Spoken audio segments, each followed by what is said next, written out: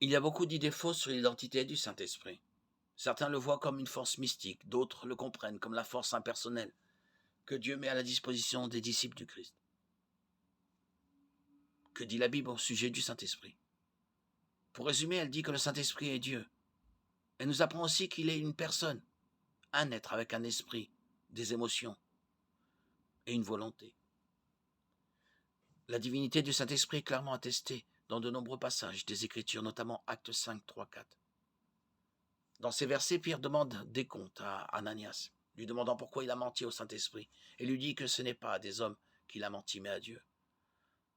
Cela montre clairement que mentir au Saint-Esprit, c'est mentir à Dieu. Nous pouvons aussi établir que le Saint-Esprit est Dieu, parce qu'il possède des attributs divins.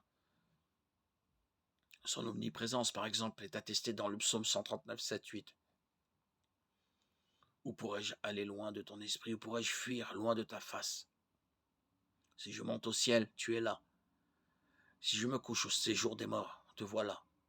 Aussi, dans 1 Corinthiens 2, 10, nous voyons l'omniscience du Saint-Esprit. Or, c'est à nous que Dieu l'a révélé par son Esprit, car l'Esprit examine tout, même les profondeurs de Dieu. En effet, qui parmi les hommes connaît les pensées de l'homme, si ce n'est l'Esprit de l'homme qui est en lui? De même, personne ne peut connaître les pensées de Dieu, si ce n'est l'Esprit de Dieu. Nous pouvons savoir que le Saint-Esprit est effectivement une personne divine, parce qu'il possède un esprit, des émotions et une volonté. Il pense et sait. 1 Corinthiens 2, 10. Il peut être attristé. Éphésiens 4, 30. Il intercède pour nous. Romains 8, 26, 27. Il prend des décisions selon sa volonté. 1 Corinthiens 12, 7, 11.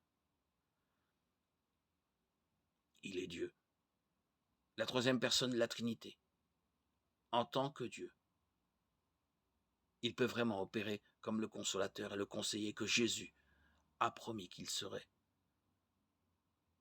Jean 14, 16, 15, 26.